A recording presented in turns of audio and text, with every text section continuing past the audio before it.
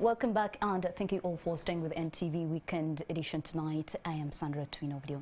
Now, the 16 Days of Activism Against Gender-Based Violence is an annual international campaign that starts on the 25th of November, the International Day for the Elimination of Violence Against the Women, and it runs until the 10th of December, which is Human Rights Day.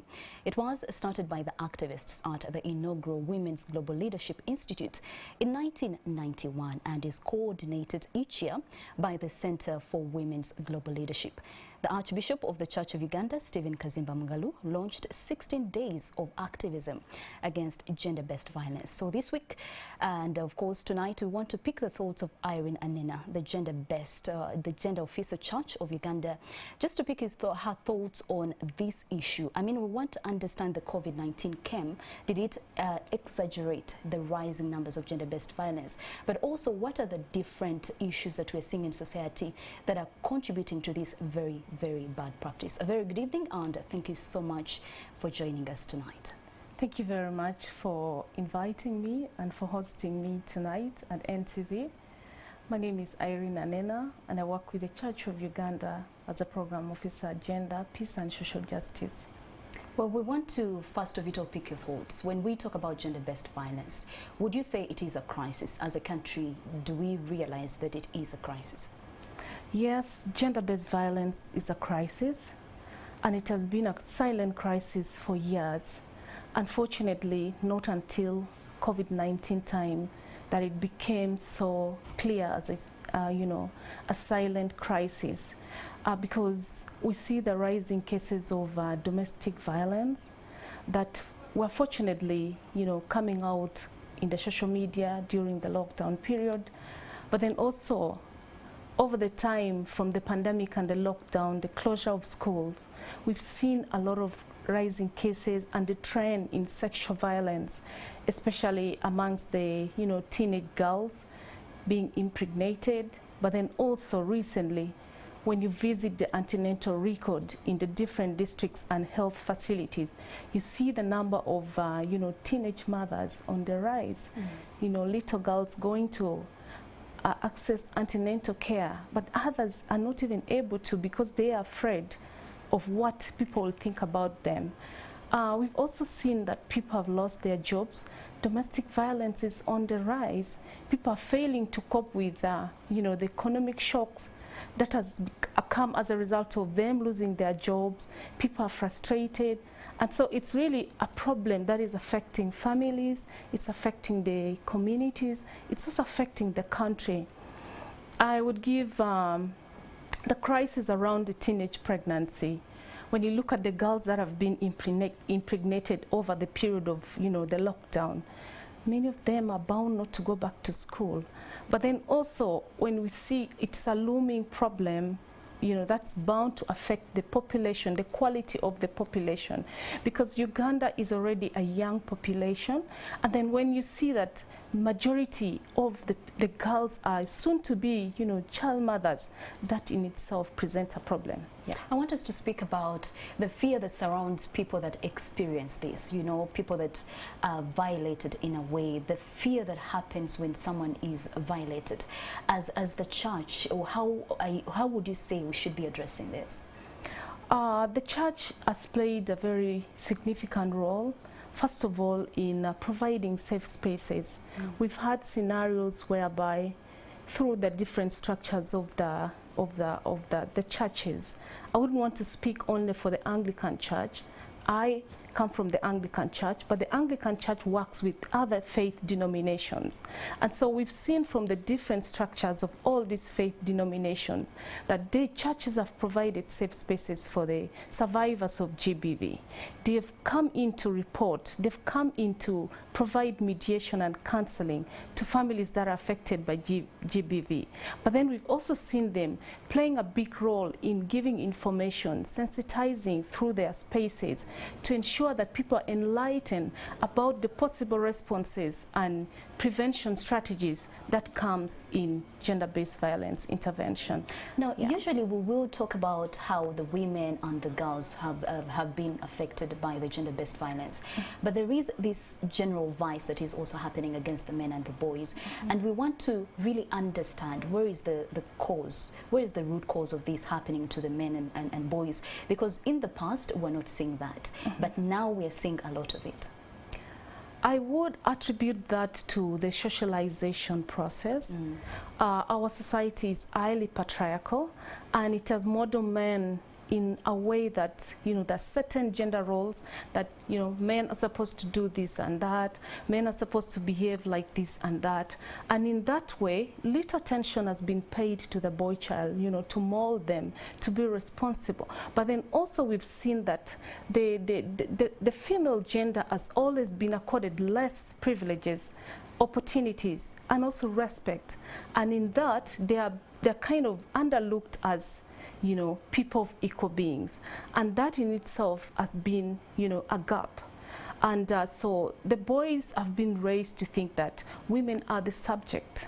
They're raised to think that everything has to be done by the woman, and you find that in its way they're also raised to think that I am the head and I am in authority. So that kind of mindset that comes with the socialization process has misled a lot of men to look at women as the subject. In other words, not appreciating them as what? As, you know, people of equal values. And so in that way, we see that it's causing a lot of frustration amongst the men now, dealing with issues around empowerment, and they look at it, it's a woman's issue. When you talk about gender, the first thing that comes in most men's mind is like, it's a woman's, you know, a woman's issue. But gender issue is everyone's issue, because we believe that even men are affected by GBV. And the same thing also affects them in a way that they fail to look for help. The help-seeking behaviors amongst the men is low, because they fear, like a man, society has made them believe they are not supposed to, you know, you're not supposed to express your emotion. You're not supposed to report to the police when you're violated.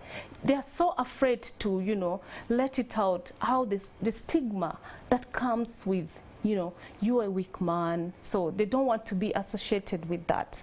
And that in itself is making the men suffer in silence. Well, for you who's watching us tonight, please do send us your thoughts on our social media platforms, what you think about the rising cases of gender-based violence. What do you think is contributing to that? And that brings me to a few options that I was able to gather. There's poverty, there's culture, the issue of empowered women, and alcohol and drug abuse. If you're given, you know, a chance to point out 4 options that are leading to the rising numbers of gender-based violence, which ones would be on top of your list? For our context, I would say poverty is like the lead cause of gender-based violence. I attribute this to, when you look, you get a moment to, you know, interact with survivors of GBV. The girls who are being violated now, they will tell you, I've had to sleep with this man because I was looking for money to buy my sanitary towels. Sure. I've had to do this because, you know, I've had to get married. My parents forced me into being married as a young girl because they wanted money. You understand? So it's also like, because the man is providing for exactly. you, they choose to mistreat you. Exactly. That's also another point. Like, some women have condoned for years and years because they don't have any other option. They'll be like, let me stay in there because I don't have anyone to provide. I don't have anyone to take care of my children. So all this I attribute it to, you know, poverty. But then also culture has played a very big role, especially the negative social cultural practices and belief that has modeled patriarchy, that has given, you know, has made it feel like it's normal to abuse power. But there are other, you know, factors as well. Yes. Very interesting conversation. Now I want us to talk about the roles. You know, growing up, we've been put in a society, like you already mentioned, that men are supposed to do certain roles and women are supposed to do other roles. But over time, we're seeing the men taking over the roles. For you who's watching us, you probably know that the man is supposed to provide, profess, and protect. But over time, we're seeing that the women are taking on these roles. They are taking on the role to provide for their family, to provide for themselves. So at some point, if you're to look at the online discussion, sometimes people just forget that there's a certain role they are supposed to play. And once they fail to do that, it affects the family and the way they relate. I'm just curious to know your thoughts on that as well.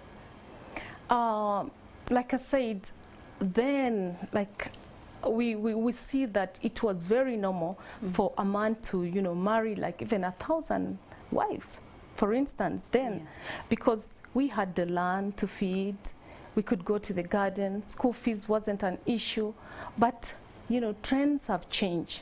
We are living in a competitive world where everything requires resources.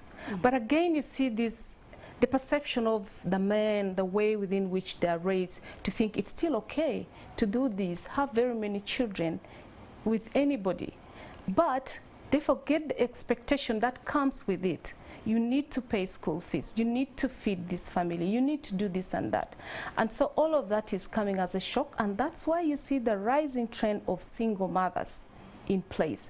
Majority are, you know, left, you know, the absentee fathers are there, and yet the family needs their support. And so we are seeing this coming as a result of the changing trend, the economic competitive world that we are living with. And so that also calls for, we need to change our behavior, change our mindset, not to live in the past, but to live in where the world is leading us to do what is right into it. Yeah. Do what is right indeed. Well, thank you so much, Irene Anena, for joining us tonight. I do have more questions. Just briefly before we conclude this conversation, the aspect of women empowerment. I mean, there's also the talk where we've empowered the women a lot, but which is a good thing. But we are also shying away from empowering the men to deal with empowered women. Do you think that in the way is contributing to gender-based violence? Because the men are used to treating women as subjects, like you mentioned, and now they're seeing someone who's acting like an equal, and they do not know how to deal with that. Do you think that is likely to be a bigger problem in the long run? Yeah, truth of the matter is we need to embrace programs that will mentor, support, and guide the male and then the boy child, because if we leave them at large and we don't guide them, when these boys grow up, they are marrying these girls that we are raising. We are teaching them, wash your clothes, cook, do this and that, and you are going to be living like that. In itself is already empowerment of the girl to be responsible. And so we also need to do the same thing to mentor the boy child, guide them, teach them on this kind of responsibility, so that when they grow up, they don't, you know, they're not lost.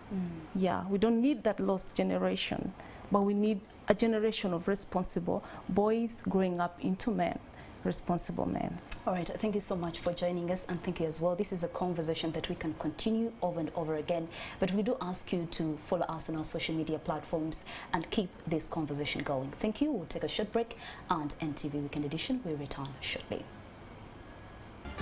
Thank you.